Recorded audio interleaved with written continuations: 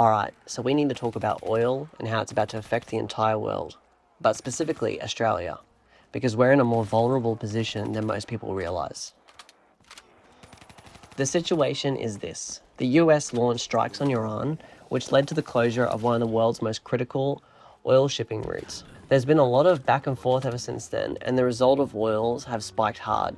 I've seen diesel in my local area hit about $3.50 per litre, and unleaded pushing around $3, and that's not normal. Only just recently, maybe the beginning of the year, we were seeing prices at about the $2 or even $1.80 region for unleaded.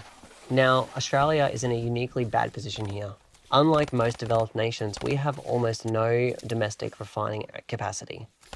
We have oil in the ground, there's heaps of it, but through decades of poor government decisions and misaligned energy policy, we've ended up completely dependent on other countries to refine it and sell it back to us.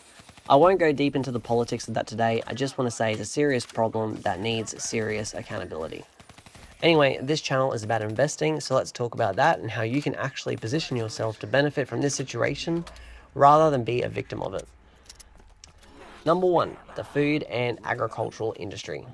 Food is the lifeblood of any nation, same as energy.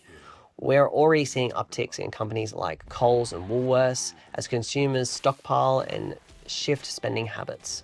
I definitely think that these are defensive plays, also as a side note. So we would have seen a lot of institutional money move into these companies when there was the risk of volatility because these companies are so stable. But back to it. These are an interesting play for me because I feel like something like the food ETF, which gives us exposure to seeding and crop production companies globally, will increase massively. The reality is farmers are getting squeezed pretty hard right now. Transport costs are up, machinery costs are up, margins are shrinking. The costs just don't disappear though. They will either get passed down the chain, which usually lands in the consumer. So I think we're going to see a lot of grocery prices increase in the next 3 to 6 months. And those revenue numbers will be reported on at the end of the financial year. I think they're going to tell an interesting story. It's undeniable that the food and oil and transport will all be going up. So within theory, those stock prices should also increase as well alongside of it. And when grocery prices go up, so will stock prices for those companies that are selling them. Number two is oil and energy, as briefly mentioned earlier. Australia has been essentially caught with its pants down on this one. There is a serious momentum behind reopening domestic refineries and reducing our dependence on foreign supply chains.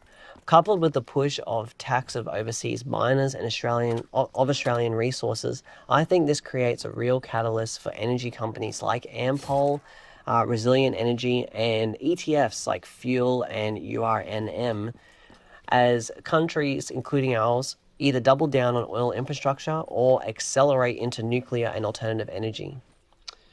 Over the next few months, I'll be watching both of these sectors closely. I'm not buying anything just yet. I just want to see that there's evidence that either is actually moving before I commit capital. But if the data starts confirming this thesis, you'll see me add a position and I'll be documenting the whole thing here for you. That's the play as I see it. Let me know what you think in the comments below. Are you watching any of these sectors? If you are, follow along as I make these decisions in real time. Subscribe, and this is Respawn and Retire. See you next week.